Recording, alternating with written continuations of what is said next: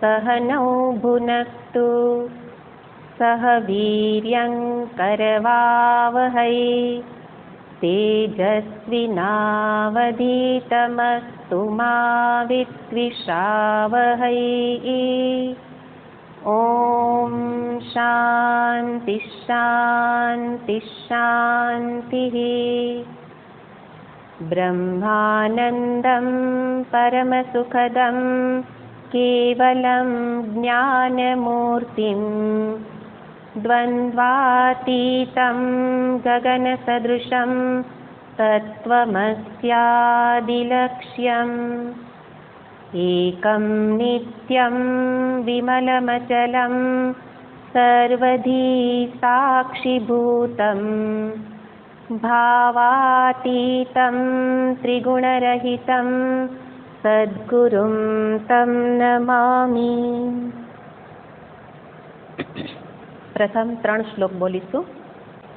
कर्तुराज्ञया प्राप्यते फलं कर्म किं परं कर्म तज्जडम् कृतिमहो दधौ पतनकारणं फलमशाश्वतं गतिनिरोधकम् ईश्वरार्पितं निश्चयाकृतं चित्तशोधकं मुक्तिसाधकम्।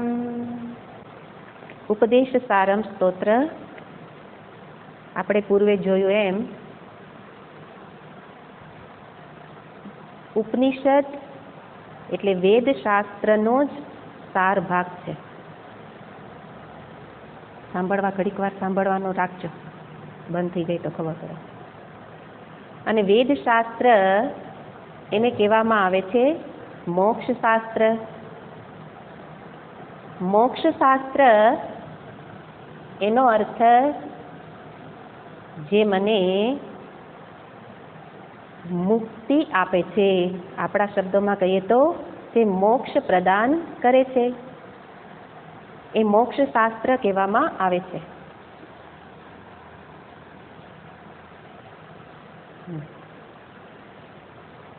અને એ મોક્ષ કે જેને હું ઈચ્છું છું, આપણે અત્યાર સુધીના સત્સંગમાં જોયું કે બધા જ મુમુક્ષુ છીએ, એનો અર્થ આપણે બધા મોક્ષ જ ઈચ્છીએ છીએ. મોક્ષ ઈચ્છીએ છીએ તો એનો અર્થ મને બંધન ગમતું નથી. મુક્તિ શેનાથી જોઈએ છે? બંધનથી. અને એટલા માટે મુક્તિ પ્રાપ્ત થાય કે ન થાય, પણ એની પહેલાં આપણે બંધન કોને કહેવાય એ ઓળખવું જોઈએ. કારણ કે મુક્તિ એટલે મોક્ષ તો જોઈએ છે. મોટા ભાગના લોકો ઘણા બધા કહેતા હોય મારે તો હવે મોક્ષ જોઈએ છે, પણ એના માટે વિચારવું પડે કે બંધન ક્યાં છે. અને બંધન વિશે વિચાર કરતાં આપણે મૂળ આપણા સ્વરૂપનો પહેલાં વિચાર કરવો જોઈશે. મારું સ્વરૂપ છે ચૈતન્ય સ્વરૂપ, મારા જ દેહમાં રહેલું ચેતન. તો એક દેહમાં 2 વસ્તુ રહેલી છે, એક ચેતન અને બીજું જડ. શરીર જડ છે, શરીર ઇન્દ્રિય મન બુદ્ધિ બધું જ જડ છે. તો એક ચેતન અને બીજું જડ, આ બંનેની અંદર બંધન નથી. અહીંયા થોડીક પાયાની વાતો આપણે પહેલાં સમજવી જોઈશે, નહીં તો કર્મ જડ છે એ તો સમજ્યા, પણ શરીર જડ છે એ સમજી શકાય નહીં. અને એટલે બંધન એવું ને એવું જ રહેશે. અને એટલા માટે ચેતન એમાં તો બંધન છે નહીં, એ તો સર્વવ્યાપક છે. સર્વવ્યાપકને તો કોઈ બાંધી ના શકે. એટલે ચેતનમાં બંધન નથી અને જડ એવા શરીર આદિમાં પણ બંધન નથી. તો પછી બંધન છે ક્યાં? કારણ કે બંધનનો અનુભવ તો છે. બંધનનો અનુભવ એટલે મારે કરવું છે ઘણું પણ કરી શકાતું નથી, એનો અર્થ ક્યાંક બંધન છે જ. તો આ બંધન કોને કહેવાય, બંધન ક્યાં છે, એનો વિચાર પહેલાં આપણે કરીએ. કારણ કે 3 શ્લોકોની અંદર કર્મ વિશેની વાત તો કરી દીધી, પણ સાથે એ બતાવ્યું કે કર્મ ગતિ નિરોધકમ છે અને બીજા કર્મ ચિત્ત શોધકમ મુક્તિ સાધકમ. તો કર્મથી મોક્ષ નથી અને મોક્ષ જોઈએ છે, તો મોક્ષ માટે પહેલાં બંધનને વિચાર કરીએ કે બંધન કોને કહેવાય અને ક્યાં છે. તો એના માટે એક આ દેહાદિ જે જળ છે, બીજું અંદર રહેલું આત્મ ચૈતન્ય, તો એક ચેતન અને બીજું જળ. પણ જ્યારે એ બંનેનો સંબંધ થાય, જ્યારે એ બંને જોડાઈ જાય, ત્યારે પછી એમાંથી બંધન ઊભું થાય છે. ખરેખર બંધન છે નહીં, બંધન એ મારી માન્યતા છે. કારણ કે ચેતન અને જળ કદી જોડાઈ શકે નહીં, પણ જોડાય છે. એટલા માટે શાસ્ત્ર કહે છે આધ્યાસિક સંબંધ છે, સાચો સંબંધ નથી. મારા આ 2 હાથ જોડાય છે તો એ સાથે જોડાયા, કારણ કે બેયની સમસત્તા છે. સમસત્તાક વસ્તુ જ એકબીજા સાથે જોડાઈ શકે. પણ ચેતન અને જળ બંનેની સત્તા સમાન નથી, તદ્દન વિપરીત છે, વિરોધી છે. જેવી રીતે એક સ્થાનમાં પ્રકાશ અને અંધકાર રહી ન શકે, એવી જ રીતે આ ચેતન અને જળ એ બંને જોડાઈ ન શકે, પણ છતાંય જોડાય છે. અને એટલા માટે શાસ્ત્ર એને નામ આપે છે આધ્યાસિક સંબંધ. એના માટે દ્રષ્ટાંત છે અગ્નિનો ગોળો. અગ્નિ એની અંદર દાઝવાપણું છે, એની અંદર પ્રકાશ છે, અને ગોળો નિસ્તેજ છે. ગોળામાં આકાર છે, અગ્નિનો આકાર નથી. છતાં પણ આપણે શબ્દ પ્રયોગ શું કર્યો, અગ્નિનો ગોળો. તો અગ્નિ એ કદી ગોળાકાર હોય નહીં, કારણ કે એ તો અસીમ છે. અગ્નિ અસીમ છે, એનો આકાર નથી. છતાં પણ અગ્નિનો ગોળો, એનો અર્થ ગોળાકાર અગ્નિ, એવું જ્યારે આપણે કહીએ, એનો અર્થ છે કે બંનેનું જોડાણ થયેલું છે, બંનેનો સંયોગ થયેલો છે, અગ્નિ અને ગોળો. અને એટલા માટે ગોળામાં પ્રકાશ આવી જાય છે, તેજ આવી જાય છે, અને અગ્નિમાં આકાર આવી જાય છે. બંને એકબીજાના ધર્મને પ્રાપ્ત કરે છે. અને એવી રીતે આ જે સંયોગ છે એની અંદર મૂળ તો અગ્નિ તત્વ છે.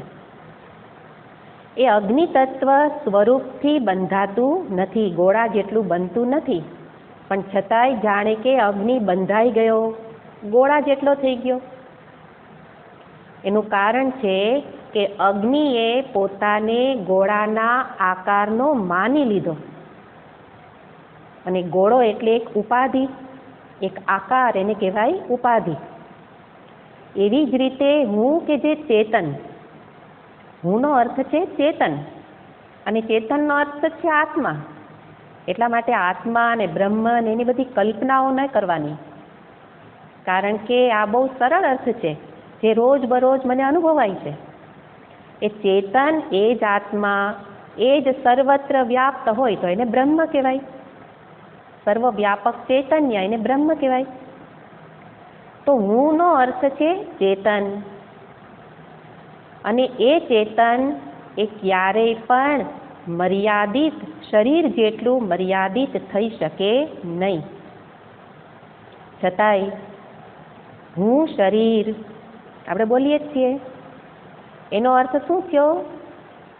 હું એટલે આત્માએ, ચૈતન્યએ શરીર જેટલી મર્યાદાને ધારણ કરી લીધી.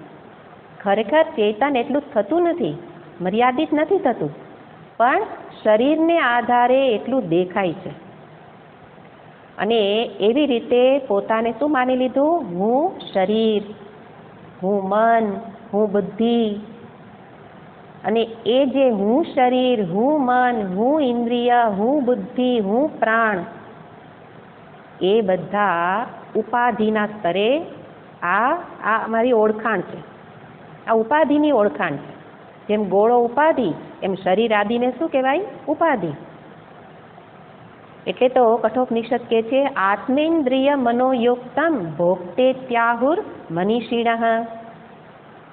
આત્મા એટલે ત્યાં આત્માનો અર્થ છે શરીર. એટલા માટે તો ઉપનિષદ વિદ્યાને જાતે વચાય નહીં. ઘણા બધા કહે મેં એટલા ઉપનિષદ વાંચી લીધા, પણ પછી ત્યાં આત્માનો અર્થ શું કરશે? આત્મા, ચૈતન્ય કરે. પણ પરંપરાથી શાસ્ત્ર સ્વાધ્યાય ગુરુ મુખે કરેલો હોય એ જ બતાવી શકે અહીંયા આત્માનો અર્થ ચેતન નથી, અહીંયા આત્માનો અર્થ છે શરીર. તો ત્યાં કહે છે શરીર ઇન્દ્રિય મન બુદ્ધિ, આત્મેન્દ્રિય મનોબુદ્ધિ યુક્તમ.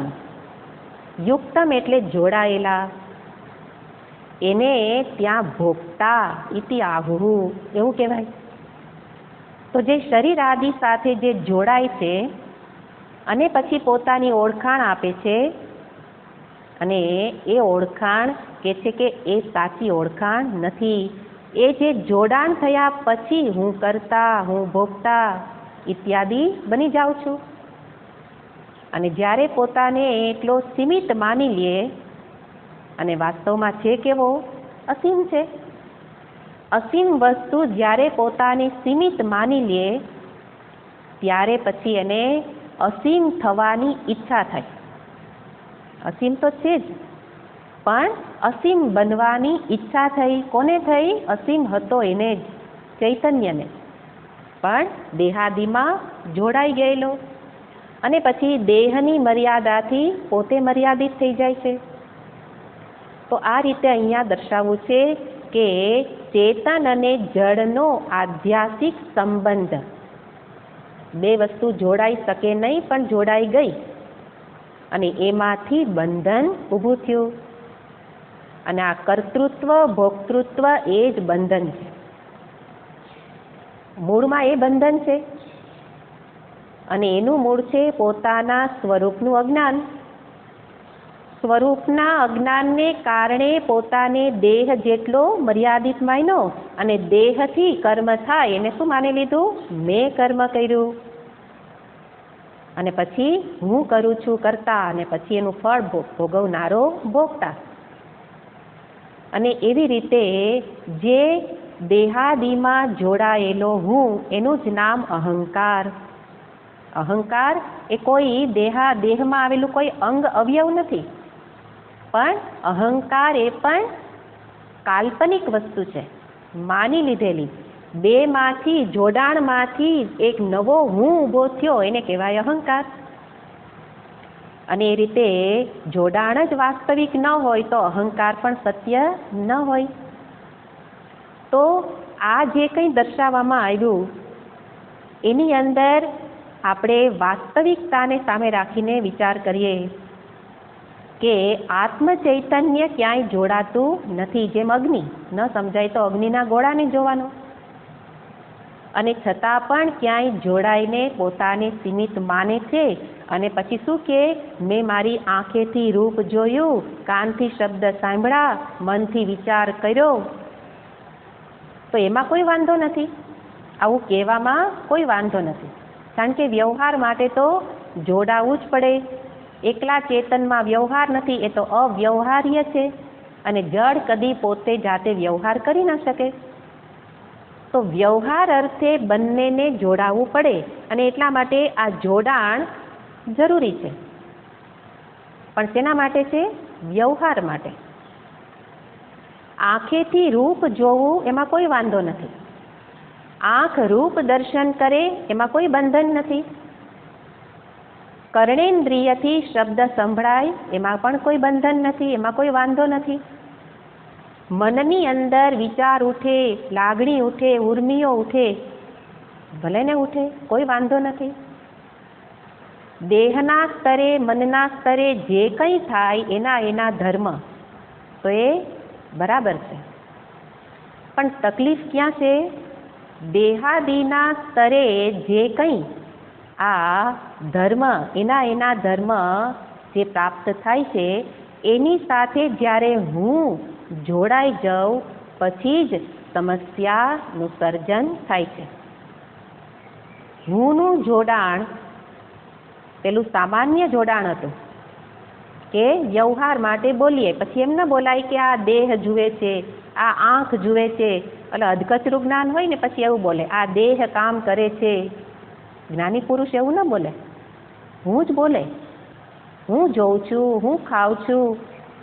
પણ એ ત્યારે બોલે છે ત્યારે પણ એને વાસ્તવિકતાનું જ્ઞાન છે કે ખરેખર મારી અંદર આ કોઈ ક્રિયા નથી, વ્યવહાર માટે કરીએ છીએ.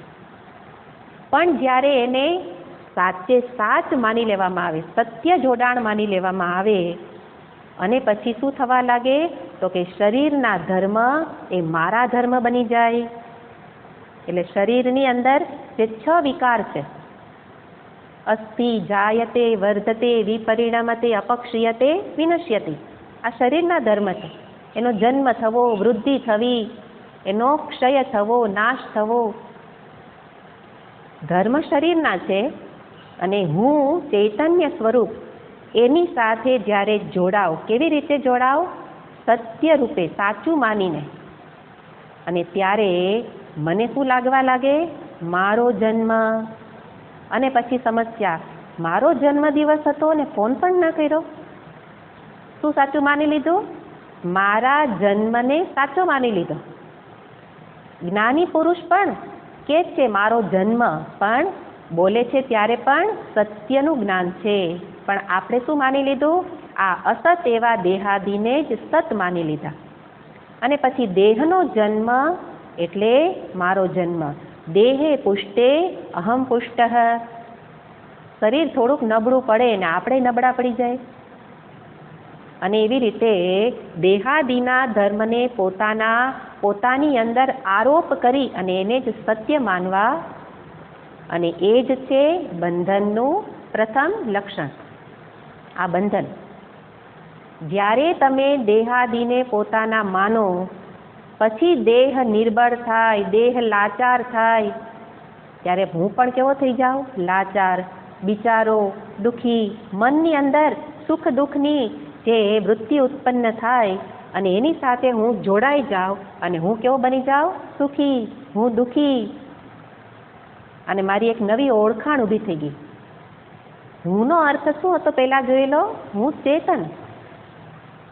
અને એણે વ્યવહાર માટે આ ઉપાધિને ધારણ કરી છે, પણ એને બદલે ઉપાધિને જ સત્ય માની અને પછી એના ધર્મથી પોતે રંગાઈ જાય અને પછી સુખી, દુઃખી, વિચારો, નિરાશ, લાચાર, હતાશ, આ બધા પોતે પોતાને માની લે. અને એ જ આ હતાશા, નિરાશા વગેરે બંધન છે. એનો અર્થ આ જે કંઈ માની લીધેલું જોડાણ, એ સત્ય માની લીધું પછી બંધન ઊભું થયું. એનો અર્થ બંધન કાલ્પનિક છે, બંધન માની લીધું છે, બંધન સત્ય નથી. કારણ કે મૂળમાં જે કંઈ સત્ય છે એવું માન્યતા એ પણ સાચી નથી, એ તો માન્યતા છે. જોડાણ જ સત્ય નથી તો જોડાણમાંથી આવેલું બંધન ક્યાંથી સત્ય હોય? અને એટલા માટે આ બંધન, જે બંધન હું બંધાયેલો છું એવું માનું, પછી શું થાય? હવે મારે મોક્ષ જોઈએ છે. અને એટલે શું કરું? કર્મ કરું. કર્મ કરીને મુક્તિ મળશે. કારણ કે મારે મુક્ત થવું છે. મને કોઈએ બાંધ્યો છે. મારે કેટલી ઈચ્છાઓ છે પણ પૂરી થતી નથી. ઈચ્છા તો મનનો ધર્મ છે. ઈચ્છા તો થાય, ઈચ્છા કરવાની ન હોય. અને એટલા માટે મૂળ અહીંયા છે કે આધ્યાત્મિક સંબંધને સત્ય માની લેવાથી બંધન ઊભું થાય છે. અને પછી એ બંધનને કેવું માની લીધું? સત્ય. અને પછી મુક્તિનો પ્રયાસ આપણે કરીએ છીએ. અને એટલા માટે બંધન જ સત્ય ન હોય તો પછી કંઈક કરીને મુક્તિ થઈ શકે નહીં. કંઈક કરીને કે ક્યારે શું મળે?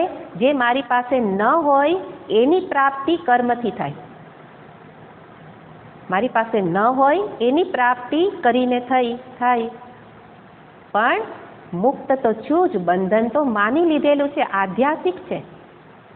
અને એટલા માટે મુક્તિ પણ કર્મથી પ્રાપ્ત ન થાય. અને એટલે પોતાને મર્યાદિત શરીરાદિ રૂપે મર્યાદિત માની અને પછી ઈચ્છા શું થાય છે? અજર અમર થવાની. કારણ કે સ્વરૂપ છે, આગળ જોયું હતું, સ્વરૂપ હોય એની જ ઈચ્છા થાય. અને એટલા માટે શરીરને હું માનવું છે અને શરીરથી મારે અજર અમર થવું છે. સ્વામીજી શું કે શરીરથી અજર અમર થઈ શકાય જ નહીં. મનની વૃત્તિમાં સુખ દુઃખ એ વૃત્તિ છે. તો જ્યારે સુખ પ્રાપ્ત થાય ત્યારે તો વૃત્તિ રૂપે છે. તો વૃત્તિ રૂપે હોય એ તો વૃત્તિ તો ક્ષણિક છે, ક્ષણમાં નાશ પામશે. એટલે સુખ પણ જવાનું છે, કારણ કે વૃત્ત્યાત્મક સુખ છે. અત્યારે જે સુખ મેળવીએ છીએ કેવું છે? વૃત્ત્યાત્મક છે. એ વૃત્તિને અધીન જે સુખ મળે છે એને મારે કેવું સુખ જોઈએ છે? નિત્ય સુખ જોઈએ છે. વૃત્તિને અધીન ક્યારેય પણ નિત્ય સુખ મળે નહીં. મનને અધીન સુખ ન મળે, નિત્ય સુખ ન મળે.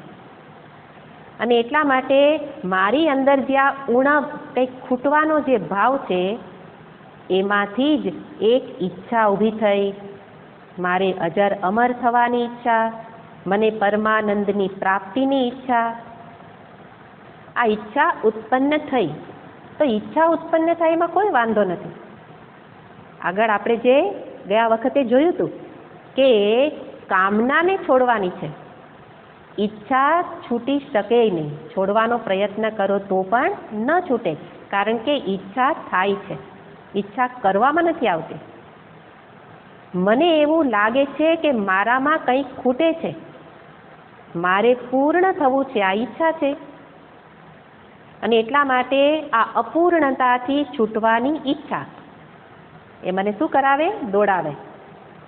કર્મ કરી અને પૂર્ણ બની જાઓ, આટલું ભેગું કરી લઉં, ધન ભેગું કરી લઉં, આટલા સગા સંબંધો હોય તો હું પૂર્ણ, મારે આટલા સંતાન હોય તો હું પૂર્ણ, મારા સંતાન અમુક સ્ટેજ ઉપર હોય તો હું પૂર્ણ. એટલે શું ઈચ્છા છે? પૂર્ણ થવાની ઈચ્છા છે, અપૂર્ણતાથી છૂટવાની ઈચ્છા છે.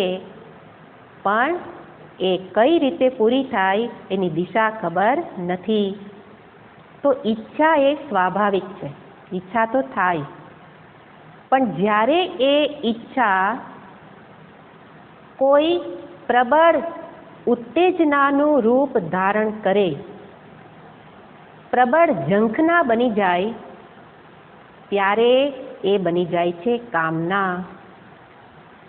ઈચ્છા જ શું બની જાય છે? કામના. એટલા માટે ઈચ્છાને છોડવાની નથી, નહીં તો કામનાને ઈચ્છાને બેને એક જ કરી દેતા હોઈએ. અને પછી શું કહે? તો પછી આ કાંઈ ખાવું પીવું ઉઠવું બેસવું કાંઈ જરૂર નહીં ને, તેની ઈચ્છા જ ન થવી જોઈએ. મને તો બહુ ઈચ્છા થાય છે. તો ઈચ્છા ભલે ને થાય, ઈચ્છા થાય છે એને જોઉં, થોડી વારમાં શાંત થઈ જશે, કારણ કે મનની વૃત્તિ રૂપે છે. પણ આપણે એ ઈચ્છા થાય ત્યારે ઈચ્છા એવું નથી કહેતી કે મને પૂરી કરો. ક્યારે ઈચ્છા એવું નહીં કે મને પૂરી કર, પણ આપણે એ ઈચ્છાને પકડી લઈએ અને પકડી અને પછી વારંવાર વાગોળીએ. કામનાનું રૂપ ધારણ એમને એમ નથી થતું, એની પાછળ આ પ્રોસેસ છે. એ ઈચ્છાને પકડી અને વારંવાર વાગોળી અને પછી હવે આ જોઈએ જ. ઈચ્છાનું સ્વરૂપ શું છે? આ જોઈએ છે, એ ઈચ્છાનું સ્વરૂપ છે. અને કામનાનું સ્વરૂપ શું છે? આ જોઈએ જ છે. વચ્ચે શું ઉમેરી દીધું? જકાર, હઠાગ્રહ, દુરાગ્રહ. અને કામના જ બંધન છે. કર્મ બંધન નથી કરતા, કામના બંધનકારી છે. કારણ એની પાછળ શું રહેલું છે? દુરાગ્રહ, હઠાગ્રહ. એણે બંધન ઊભું કર્યું. ઈચ્છા એ બંધનકારી નથી. ઈચ્છાને જ્યારે ઊભી થાય ત્યારે વિવેક કરું આ પૂરી કરવી જરૂરી છે. એટલે એને હંમેશા ઈચ્છાને પૂરી કરવા માટે મનની અંદર વિચાર કરો, આ પૂરી કરવા ન કરું તો શું ફેર પડે એમ છે. જો મારું જીવન ટકી શકે એવું ન લાગે તો ઈચ્છા પૂરી કરવી જોઈએ. જીવન ધારણ અર્થે થતી ઈચ્છા એ પૂરી કરું. ઈચ્છા ઊભી થાય ત્યારે આ વિવેક કરવાનો, કઈ ઈચ્છા પૂરી કરું, કઈ ન કરું. પણ આપણે મોટા ભાગે વિવેક કર્યા વિના જ એ ઈચ્છા ઊભી થઈ અને તરત જ શું થાય, જે ઈચ્છા થાય એ તો થવું જ જોઈએ. આજે મને લાડુ ખાવાની ઈચ્છા થઈ તો થઈ, બરાબર, લાડુ ખાવાની ઈચ્છા થઈ. શું કામ? તો કે શું કામ, એનો અર્થ નહીં, પૂર્વના કોઈ સંસ્કાર હશે કે અત્યારે કંઈક જે હોય પણ ઈચ્છા થઈ. લાડુ ખાવાની ઈચ્છા થાય અને લાડુ ખાવા જ જોઈએ એવું એવી ઈચ્છા નથી કીધું, ખાઈ શકાય એવું કહે છે. પણ મારે હવે લાડુ બનાવવા પડશે, ઈચ્છા થઈ છે. આપણે શું કરીએ છીએ, મનમાં જે ઈચ્છા થાય એને પકડીને પૂરી કરવી જ જોઈએ. અને પછી જો પૂરી ન થાય એટલે દુઃખી, પૂરી થઈ જાય તો સુખી. તો સુખ અને દુઃખના એ ચક્કરમાં ચડી જતા હોઈએ. એટલા માટે તો ગીતાજીનો એ શ્લોક બહુ મહત્વનો છે. ધ્યાયતો વિષયાન પુંસઃ સંગસ્તે શુપજાયતે સંગાત સંજાયતે કામઃ. કામઃ, ત્યાં કામના કેવી રીતે ઉત્પન્ન થઈ? વિષયનું ધ્યાન કરવાથી. ઈચ્છા ઉત્પન્ન થઈ, સામે કોઈ વિષય દેખાયો અને પછી વિષય દેખાય આવે અને પછી જતો રહેતો હોય, પણ આપણે વિષયને પકડી લીધો અને પછી ધ્યાન કર્યું એટલે વાગોળ્યું. ધ્યાયતો વિષયાન પુંસઃ સંગઃ, જેનું ધ્યાન કરો એની સાથે જોડાઈ જવાય, સંગ થઈ જાય. સંગઃ તેષુ ઉપજાયતે, અને સંગ થાય તો સંજાયતે કામઃ. એ જ્યારે ઈચ્છા સાથે તમે જોડાઈ જાઓ ત્યારે પછી કામના, અને પછી કામના પૂરી ન થાય તો ક્રોધ. ભગવાને ત્યાં સીડી બતાવી છે, પતનની સીડી. આ રીતે પતન થાય છે મનુષ્યનું. અને એટલા માટે હું પૂર્ણ સ્વરૂપ છું અને હું દેહાદિમાં જોડાઈ જવાથી મને અપૂર્ણ જણાતો હોઉં, હું મર્યાદિત છું એવું લાગતું હોય, લાચારી લાગતી હોય, તો મને પૂર્ણ થવાની ઈચ્છા થઈ તો બરાબર છે.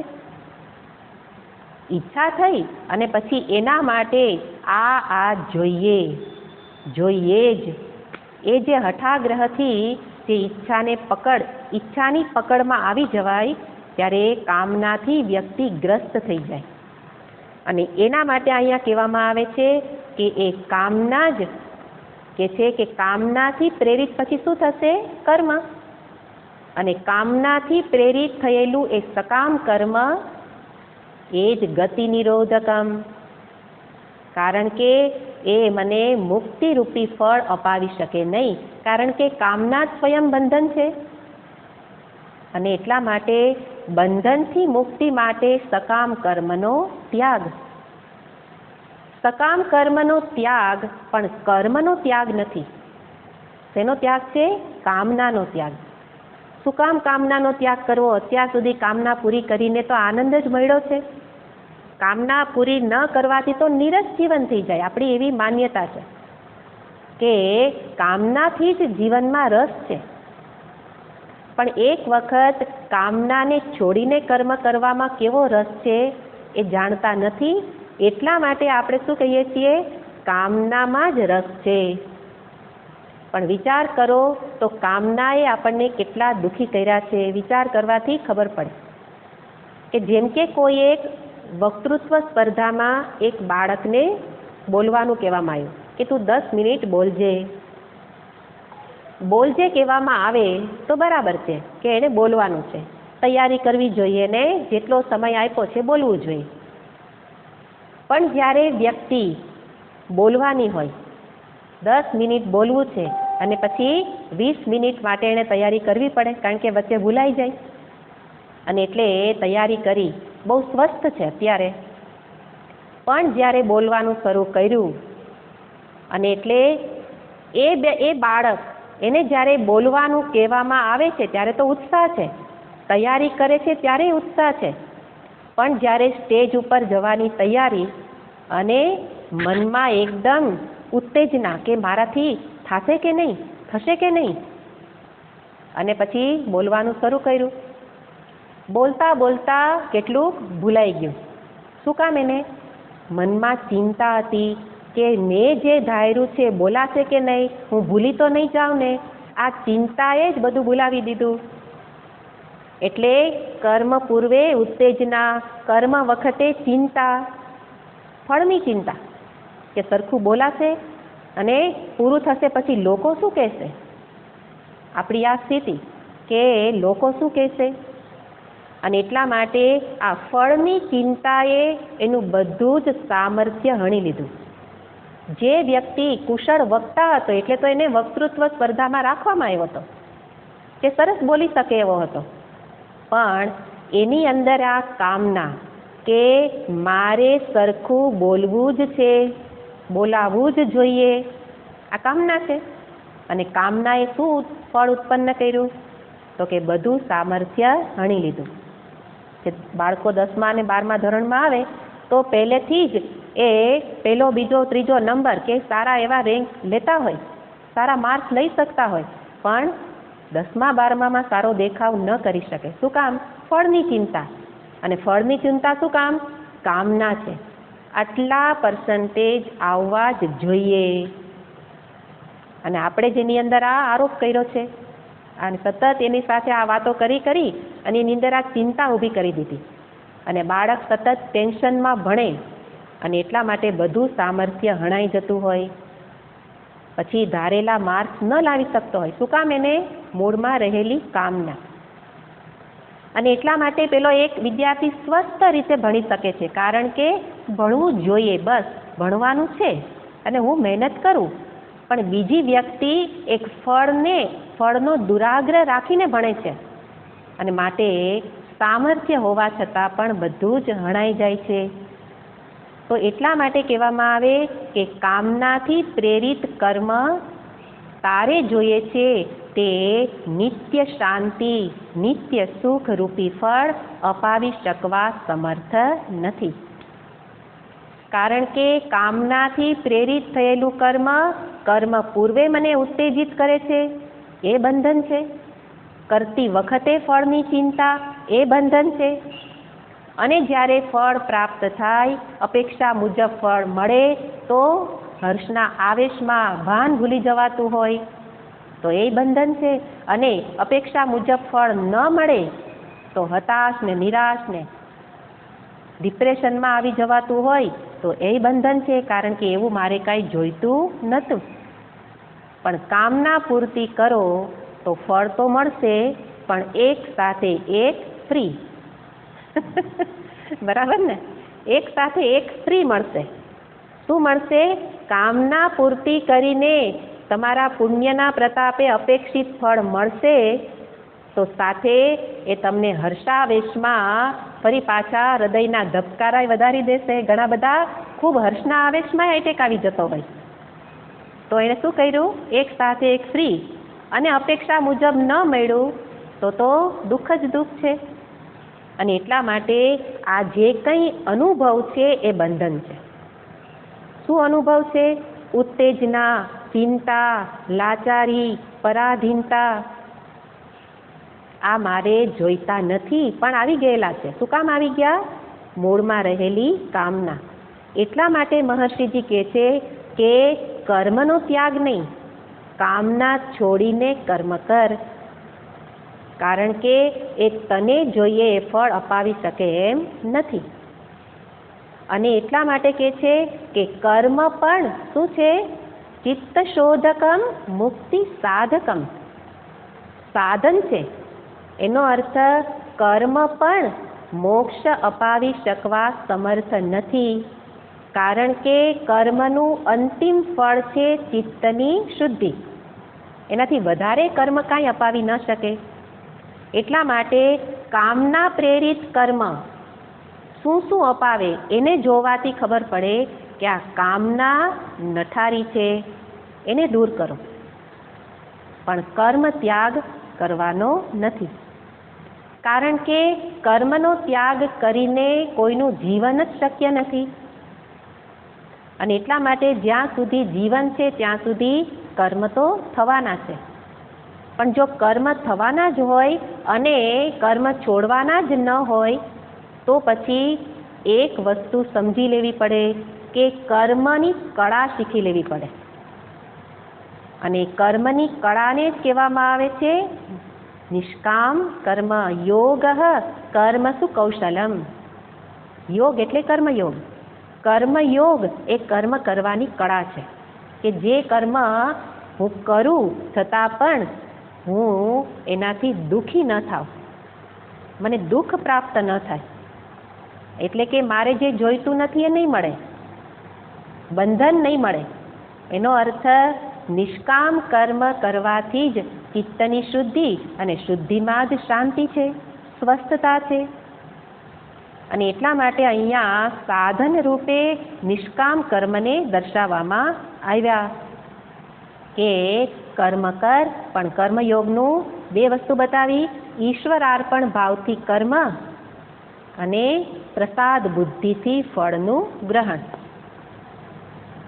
એટલા માટે તસ્માત કર્મ ન કુર્વંતી યતયઃ પારદર્શિનઃ. જે યતિ પારદર્શી છે એ કર્મ ન કુર્વંતી, એનો અર્થ સકામ કર્મ કરતા નથી, પણ છતાં કર્મ કેવા કરે છે? નિષ્કામ. તો આ નિષ્કામ કર્મનું આ ફળ છે. એટલા માટે જો આગળની પૂર્વ ભૂમિકા ન સમજીએ અને પછી કહેવામાં આવે કામના છોડો, નિષ્કામ થાવ, કામના છોડો, નિષ્કામ થાવ, પણ થઈ જ ન શકાય. કારણ કે આપણે ઈચ્છા અને કામનાનો ભેદ જ ઓળખતા નથી. એટલે આ ભેદને સામે રાખી અને આ ઉપદેશને ગ્રહણ કરવાનો કે ઈચ્છા થાય છે, પણ કોઈ ઈચ્છાની પાછળ દુરાગ્રહ નહીં. કારણ કે આ દુરાગ્રહ જ, ગ્રહ એટલે પકડ, મને પકડે છે અને પછી ન જોઈએ એની સાથે બાંધી દે છે. અને એ રીતે અહીંયા કર્મ કેવી રીતે કરવા એ કર્મની કુશળતાને બતાવવામાં આવી. નિષ્કામ કર્મ કર, સકામ કર્મનો ત્યાગ કર. અને એની અંદર પણ હવે આ ઉપદેશ સારમ બહુ સરસ ક્રમથી મને આગળ લઈ જાય છે. પહેલા સકામતાની વાત કરી, પછી નિષ્કામતાની વાત કરી, અને હવે ભગવાન મહર્ષિજી એ નિષ્કામ કર્મની અંદર પણ જે ઉત્તમ કર્મ છે એને અહીંયા બતાવે છે કે નિષ્કામ કર્મ તો ઘણા હોય. જગત સાથે જે કાંઈ સંબંધો છે એ સંબંધોમાં નિષ્કામ થાવ, તો ભૌતિક જગતમાં જે કર્મ કરું એ કર્મ નિષ્કામ ભાવે કરું. એવી રીતે જ્યાં જ્યાં કરું એ કર્મ બધા નિષ્કામ ભાવે કરું. પણ એ બધા નિષ્કામ કર્મમાં ઉત્તમ કર્મ કયું? તો એ ઉત્તમ કર્મને બતાવતા 3 કર્મને બતાવે છે ચોથા શ્લોકની અંદર.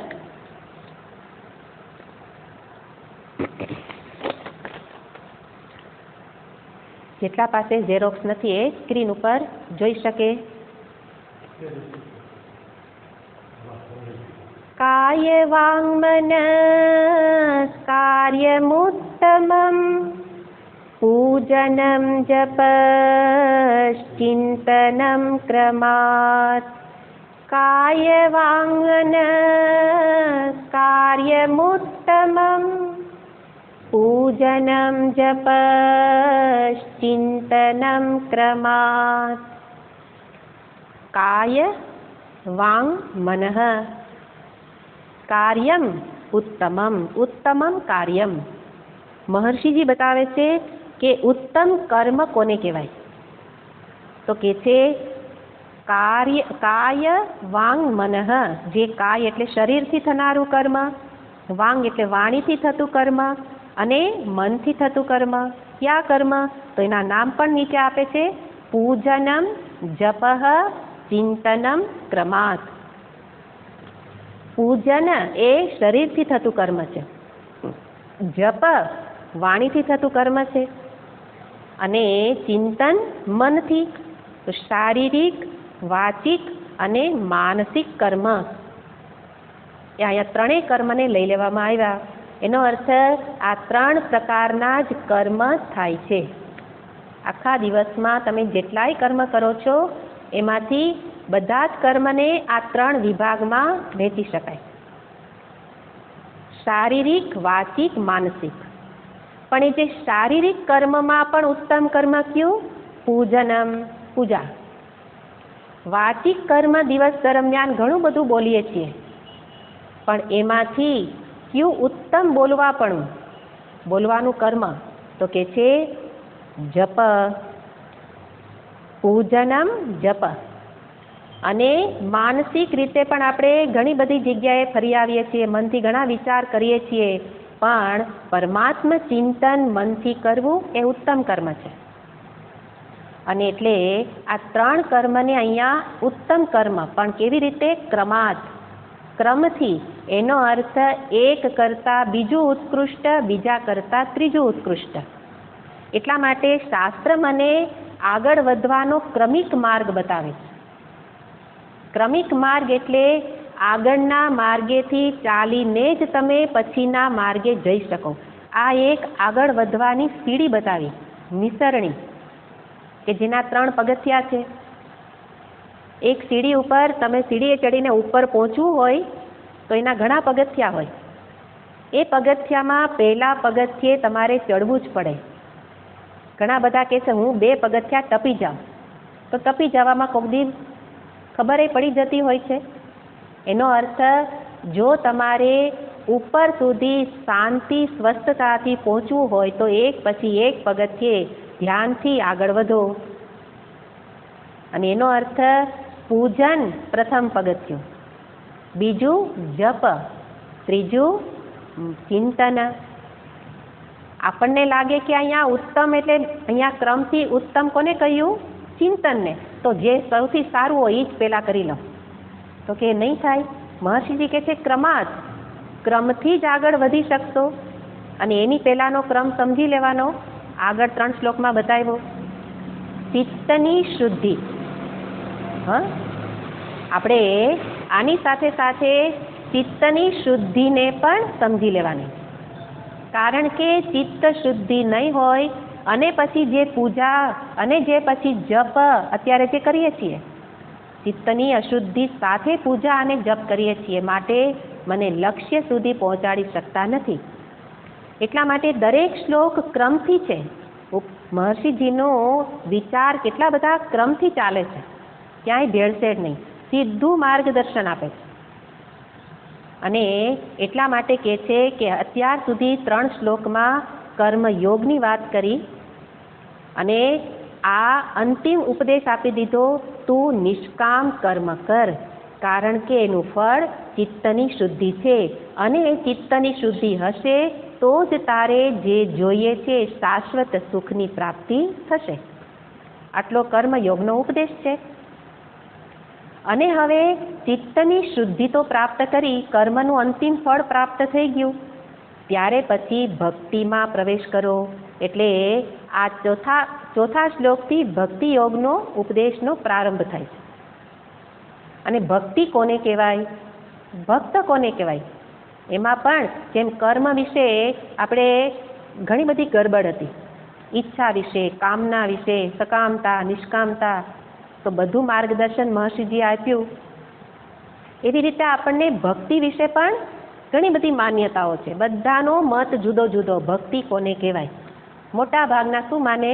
ભગવાનનું નામ લેવું એ ભક્તિ. સામાન્ય રૂપે બધા આટલું માનતા હોય, પણ અહીંયા તો પારમાર્થિક અર્થ બતાવો છે. અહીંયા સામાન્ય પૂજા જપ નથી બતાવવાના. એટલા માટે આ ચોથો શ્લોક છે એનો જ વિસ્તાર 5, 6 અને 7માં કરશે. અત્યારે ત્રણેયના નામકરણ કરી દીધા કે ક્યું જપ, ક્યું કર્મ ઉત્કૃષ્ટ, કોનાથી ઉત્કૃષ્ટ. અને પછી પૂજન કોને કહેવાય વિસ્તારથી 5મા શ્લોકમાં બતાવશે. જપ કોને કહેવાય 6ઠા શ્લોકમાં વિસ્તાર બતાવશે. અને ચિંતન કોને કહેવાય 7મા શ્લોકમાં. તો જુઓ કે એક ગ્રંથ મને કેટલું માર્ગદર્શન આપે એમ છે. એક એક શ્લોક એ જાણે ગાગરમાં સાગર ભરેલો છે. અને એટલે અહીંયા પેલા જે નામ બતાવેલા છે એનો વિચાર કરવાનો. એની પૂર્વે જે આ ભક્તિ યોગ છે, તો ભક્ત કોને કહેવાય જોઈએ? કારણ કે આ જે બતાવે છે એ કોણ કરી શકે, તો કે જે ભક્ત હોય તે. ભક્તનો અર્થ શાસ્ત્રમાં બતાવવામાં આવે જે વિભક્ત નથી એ ભક્ત. વિભક્ત નથી એ ભક્ત. વિભક્ત એટલે ભેદ બુદ્ધિ. જેનામાં ભેદ બુદ્ધિ નથી એ ભક્ત. તો એનો અર્થ મોટા ભાગના ભક્તો તો એમાંથી નીકળી જ જશે, હે ને? 2-4 ગયણા ગાંઠા રહેશે, કારણ કે જેને અભેદનું જ્ઞાન હશે એ જ ભક્ત બની શકશે. કારણ કે અભેદ જ સર્વત્ર એક જ પરમાત્મા છે એ પહેલાં જાણવું પડે, તો જ સાચો ભક્ત બની શકાય. અને એટલે ભક્તનો મૂળ અર્થ તો આ જ છે. પછી બીજા ઘણા અર્થ વ્યવહારિક રીતે કરવામાં આવતા હોય, પણ અહીંયા જે મહર્ષિજીને વાત કરવી છે એમાં આવા ભક્તની વાત છે કે જેને ક્યાંય ભેદ બુદ્ધિ નથી. આપણી ભક્તિ કેવી છે? તો કે આપણે પણ ભક્ત છીએ, પણ કેવા કહેવાય? Part time. એક ફૂલ ટાઈમ ને બીજો પાર્ટ ટાઈમ. મંદિરમાં બેઠા હોઈએ તો ભક્ત છીએ, મંદિરમાં ભગવાન સામે બેઠા છીએ, પૂજા કરીએ, જપ કરીએ, ચિંતન કરીએ. એટલો સમય તો કે મંદિરમાં બેઠા ત્યાં સુધી તો શાંતિ છે, આનંદ છે, આહલાદ અનુભવ થાય છે, બહુ મજા આવે. મંદિરમાં ઘરે પૂજા કરતા હોય તોય આનંદ, મંદિરમાં દર્શન કરવા જઈએ તોય આનંદ. એટલા માટે મંદિરના ઓટલે થોડીક વાર શાંતિથી બેસવા જઈએ, પછી ઓટલે શું કરતા હોય તો એ રામ જાણે, હે ને? પણ મંદિરે જવામાં આનંદ છે, બધાનો એક અનુભવ, મંદિરે આનંદ આવે. પણ જ્યાં મંદિરમાંથી બહાર નીકળ્યા અને ભૌતિક જગતમાં સંબંધો, વસ્તુઓ એની સાથે જ્યારે વ્યવહાર થાય ત્યારે પછી એના રંગથી રંગાઈ જઈએ. એટલા માટે આપણે પાર્ટ ટાઈમ ભક્ત છીએ. પણ અહીંયા તો મહર્ષિજી કહે છે કે આવી ભક્તિ નહીં, આવી પૂજા, આવા જપ નહીં, પણ નિત્ય ભક્ત, જે નિત્ય ભગવાન સાથે જોડાયેલો છે. નિત્ય સ્મરણ થતું રહેવું જોઈએ. નિત્ય સ્મરણ કોનું થાય? તો કે તમે જેની સાથે રહેતા હો એનું સ્મરણ થાય ને. તમે તમારી 24 કલાકમાંથી 16 કલાક જગત સાથે વિતાવતા હો તો સ્મરણ કોનું થાય? જગતનું. અને પછી આપણે ઈચ્છા શું રાખીએ? મારે નિત્ય ભક્ત થવું છે, કારણ કે ભક્તિમાં આનંદ આવે છે, એમાં શાંતિ છે, એમાં સુખ છે. અને એટલા માટે મારે નિત્ય ભક્ત થવું છે, પણ મારો વ્યવહાર 16 કલાક તો જગત સાથે છે. અને એટલે જેની સાથે તમે જોડાઓ એનો રંગ લાગે, એ રંગ લાગે એ રાગ, જેનો રાગ એવા પ્રકારની ઈચ્છા, અને એવા પ્રકારની ઈચ્છા પછી શું કરાવે? કર્મ કરાવે, અને એવા પ્રકારનું ફળ આપે. અને એટલા માટે જેની સાથે જોડાવશો એવા પ્રકારના કર્મ થશે, કારણ કે એવી જ ઈચ્છા થાય. જેની સાથે વધુ સમય વિતાવતા હો એવી જ ઈચ્છા થાય. અને એવી ઈચ્છા અત્યારે જાગ્રત જીવનમાં પૂરી થાય તો સારું, એવી ઈચ્છા અધૂરી રહી જાય તો સ્વપ્નમાં પૂરી કરીએ. એટલે આપણને સ્વપ્ન પણ કોના આવે? જે દિવસે જેની સાથે વ્યવહાર કર્યો હોય એના જ સ્વપ્ન આવે. પછી સ્વપ્નમાં આપણે ઈચ્છીએ કે મને સારા સ્વપ્ન આવતા જ નથી, તો ક્યાંથી આવે? કારણ કે વ્યવહાર ક્યાં કરીએ છીએ, કોનું ચિંતન કરીએ છીએ, કોની સાથે વધુ રહીએ છીએ. તસ્ય તદેવ, ત્યાં એક ઉક્તિમાં કહ્યું છે, એક પંક્તિમાં કે તસ્ય તદેવ મનઃ યત સંલગ્નમ, તસ્ય તદેવ મધુરમ યસ્ય યત મનઃ સંલગ્નમ. જેનું મન જ્યાં જોડાયેલું રહે એ જ એને મધુર લાગે. અને એટલા માટે જો મને થોડી વારની પૂજા, જપ ઇત્યાદિમાં શાંતિનો અનુભવ થતો હોય તો પછી એ શાંતિને વધારે અનુભવવા માટે મારે વધુ સમય કોની સાથે રહેવું જોઈએ? ભગવાન સાથે. તો કે આખો દી થોડું મંદિરમાં બેસાય છે, આખો દી થોડું જપ કરાય છે, આખો દી થોડી કથાઓ સંભળાય છે. અને એટલા માટે કહે છે કે એવું તો સંભવ નથી. અને છતાંય મારે આ ભક્તને જે સુખ મળે થોડી વારની ભક્તિમાં જે સુખ મળ્યું એ મારે નિત્ય સુખ જોઈએ છે, આવી શાંતિ, આવો જ આહલાદ જોઈએ છે, તો કે એના માટે સંબંધને બાંધવા પડશે. કારણ કે હમણાં જોયું, જેની સાથે સંબંધથી જોડાવ એના વિચાર આવે. એટલે ભગવાન સાથેના સંબંધને ઓળખવો પડશે. ભગવાન સાથે નિરપેક્ષ સંબંધ બાંધો ત્યારે જ આ સંભવ છે. બે સંબંધ છે, સાપેક્ષ અને નિરપેક્ષ. સાપેક્ષ એટલે એકની સરખામણીમાં, જેમ કે પિતાની સરખામણીમાં એ શું થઈ ગયો? પુત્ર. અને પત્નીની સરખામણીમાં એ પતિ. પત્ની સામે હોય તો પતિ કહેવાય અને પિતા સામે હોય તો પુત્ર થઈ જાય. આ બધા સાપેક્ષ સંબંધ છે. જ્યારે દરેક વ્યક્તિનો ભગવાન સાથે નિરપેક્ષ સંબંધ છે, જાણે કે ન જાણે.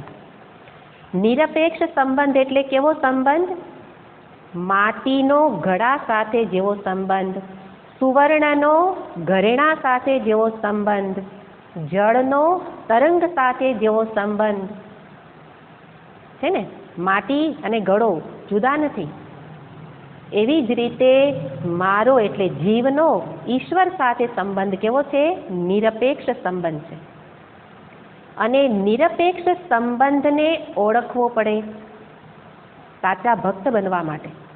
પછી આગળનું જે ઉપદેશ આપશે એ તો પછી ગ્રહણ થશે.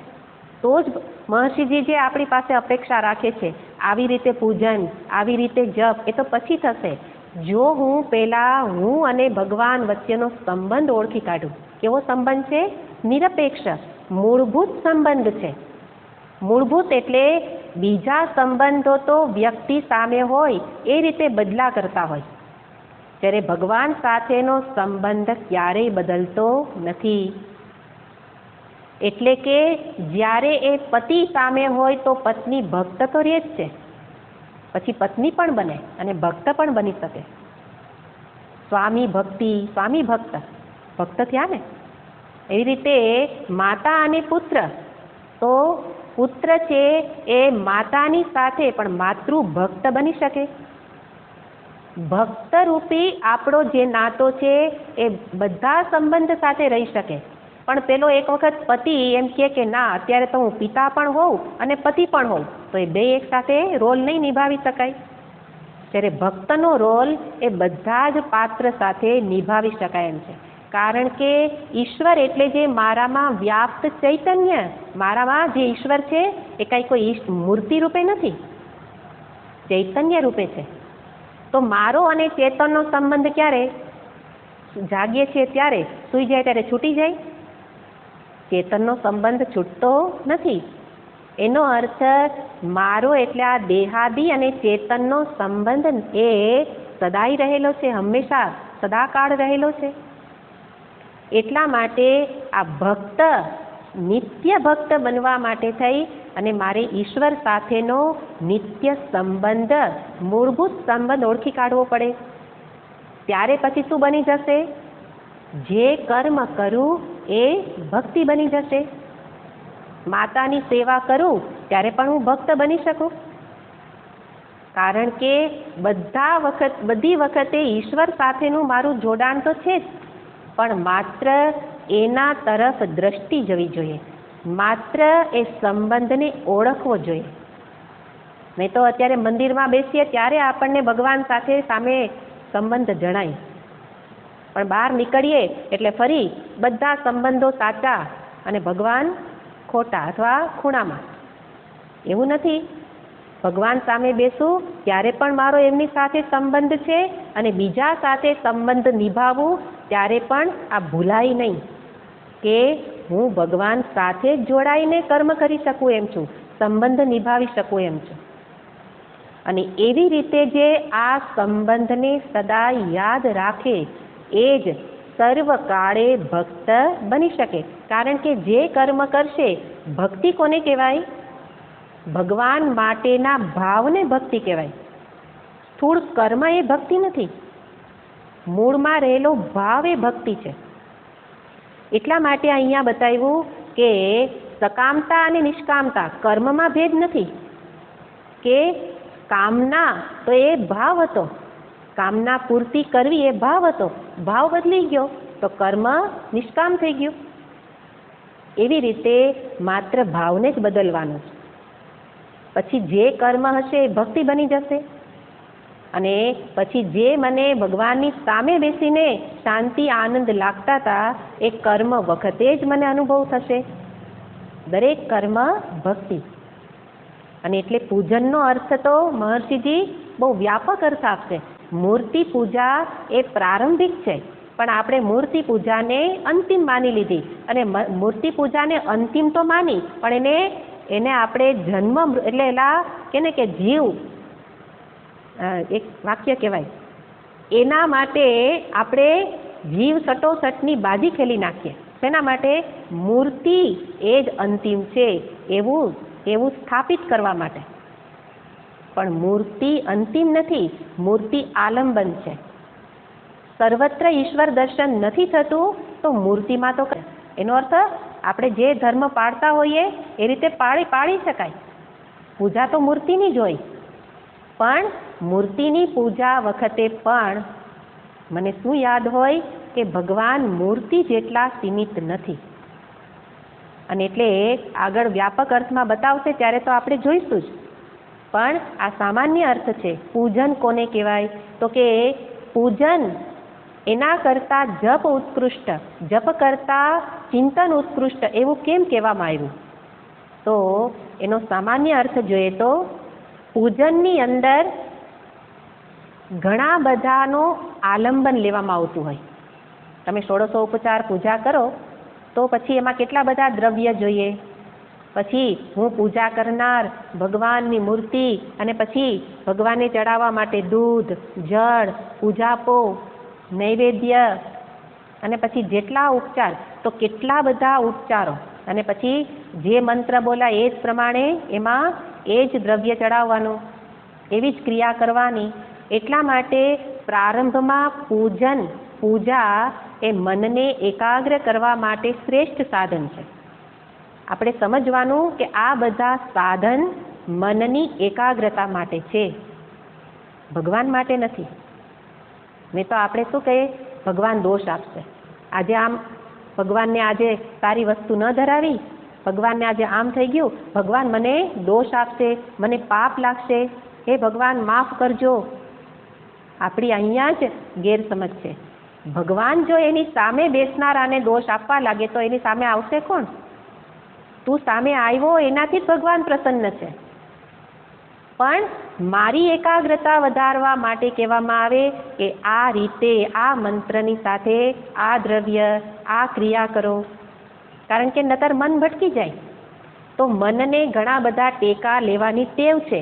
એટલા માટે પ્રારંભમાં પૂજનની અંદર આટલા બધા આલંબન, જેવી રીતે બાળક સાયકલ શીખતું હોય તો એ 3 પૈડાવાળી પહેલાં શીખે, હે ને? કારણ કે સમતોલન જળવાઈ રહે, નહીં તો પડી જવાય. હજી તો માંડ ચાલતા શીખો તો, અને હવે એ સાયકલ ઉપર બેઠો તો એને 3 પૈડાવાળી લઈ દેવાય. એવી રીતે પૂજન શું છે? 3 પૈડાવાળી સાયકલ, જેથી આ ટેકાના આધારે હું ભગવાન તરફ ચાલી શકું અને મન એકાગ્ર કરી શકું. આ સરળ સાધન છે. પણ પૂજા અંતિમ નથી, પૂજા તો પ્રથમ પગથિયું છે. પણ આપણે શું કરીએ, સત્સંગના સમયે જો પૂજા કરવાનો સમય હોય, ભાઈ એ નહીં થાય. કારણ કે સત્સંગ શું કરે, તને સાચી વસ્તુ માર્ગદર્શન આપે, અને મને તો આ ખોટું જ પકડવું છે, એનો અર્થ એમ જ થયો ને. તો અહીંયા તો પહેલું પગથિયું કે છે, એનો અર્થ પહેલું પગથિયું પણ ચડવું અનિવાર્ય છે, ચડવું જ જોઈએ. ને તો ઘણા બધા તો મૂર્તિ પૂજાનો જ વિરોધ કરે છે. અહીંયા તો બધાનો સ્વીકાર છે, પણ કોનું ક્યાં સ્થાન છે, કેટલું સ્થાન છે. જ્યારે બીજી વસ્તુ બતાવી, જપ. જપની અંદર પહેલામાં છે 3 વસ્તુ હતી, શરીર, વાણી અને મન. 3 પૈડાવાળી સાયકલ એટલે પૂજા અર્થ તો કે શરીરમાં, પૂજામાં શરીરનો ઉપયોગ થાય, પૂજામાં વાણીથી સ્તુતિ પણ બોલાતી હોય તો વાણીનો ઉપયોગ છે, અને સાથે મન પણ હાજર જોઈએ, નહીં તો એકાગ્રતા ન રહે. અને એટલે 3 પૈડાવાળી સાયકલ. બીજું વાણીથી થતા જપ એ 2 પૈડાવાળી સાયકલ. થોડાક મોટા થાય તો પછી પપ્પા કેવી સાયકલ લઈ દે? 2 પૈડાવાળી. કારણ કે હવે તને બેલેન્સ કરતા આવડી ગયું, પણ હજી તો સંપૂર્ણ બેલેન્સ નથી આવડતું, એટલે 2 પૈડાવાળી. અને એટલે જપની અંદર વાગેન્દ્રિય પણ જોઈએ, વાણી પણ જોઈએ અને સાથે મન પણ જોઈએ. મન વિનાના જપ એ જપ નથી, એ શ્રમ છે. નહીતર આપણે મોટા ભાગે બહુ જપ કરીએ પણ મન ભટકતું હોય, એ કાંઈ કામ ન કરે. અને એટલા માટે જપની સાથે મન જોડવાનો પ્રયત્ન અભ્યાસથી થાય. વારંવાર મન ભટકી જાય, પાછું લાવો અને જોડો. તો આ રીતે એકાગ્રતા માટે પૂજા કરતાં જપ વધુ ઉત્કૃષ્ટ છે. કારણ કે આલંબન ઓછા છે. વધુ આલંબન હોય તો બધા સામે ધ્યાન જાય, બહિર્મુખતા વધે. આલંબન ઓછા એમ બહિર્મુખતા ઓછી, તો એકાગ્રતા વધે. અને ત્રીજું ચિંતન, એમાં એકલા મંજીભાઈ જ છે. એટલે 1 પૈડાવાળી સાયકલ જે આપણે ચલાવી શકતા નથી. કોણ ચલાવે? પેલી સર્કસમાં પેલી છોકરી સરસ ચલાવી શકે અને હાથ છૂટા મૂકીને 1 પૈડાવાળી સાયકલ ચલાવી શકે. શું કામ? ભગવાને જ ઉપાય બતાવ્યો, અભ્યાસ એન તો કૌંતેય વૈરાગ્યેણ ચ ગૃહ્યતે. વારંવારના કરત કરત અભ્યાસ સે જડમતિ હોત સુજાન. રસુલી આવત જાત હે શીલ પર કરત નિશાન. આ અભ્યાસનું દ્રષ્ટાંત છે. કબીરજી બતાવે કે વારંવારના અભ્યાસથી બધું જ સંભવ છે, પણ આપણે આળસ અભ્યાસમાં છે. વારંવાર કરવું નથી અને મનને એકાગ્ર કરવું જ. ફળ જોઈએ છે, પ્રયત્ન કરવો નથી. તો કે છે કે ઓલા કુવે ભરવા માટે પનીહારી ગયેલી છે અને રસુલી આવત જાતે, પેલી ઉપર પાણી ભરવા માટે સિંચણ્યું, તો દોરડું એ પથ્થર ઉપર વારંવાર આવે અને જાય. શીલ પર કરત નિશાન. પથ્થર જેવા પથ્થર ઉપર જો નિશાન કરી શકતા હોય તો આપણે તો ચેતન છીએ. અભ્યાસનું ફળ આપણને તો મળે જ. પથ્થરને મળતું હોય તો મને કેમ ન મળે? એટલા માટે મનને એકાગ્ર કરી અને આ આત્મવિચારમાં એને જોડવાનું આ ત્રીજું સાધન છે. તો અહીંયા ક્રમથી 3 સાધન બતાવ્યા. એનો અર્થ ભક્તિના આ 3 સાધન છે. અને એટલે ભક્ત થવા માટે શું કરવાનું, કેવી રીતે આગળ વધવાનું, એનું માર્ગદર્શન સરસ રીતે આપે છે. વિશેષ આપણે પછી જોઈશું. ઓમ પૂર્ણમદ પૂર્ણમિદં પૂર્ણાત પૂર્ણમુદચ્યતે પૂર્ણસ્ય પૂર્ણમાદાય પૂર્ણમેવાવશિષ્યતે. ઓમ શાંતિ શાંતિ શાંતિ. હરિ ઓમ. શ્રી ગુરુભ્યો નમઃ. હરિ ઓમ.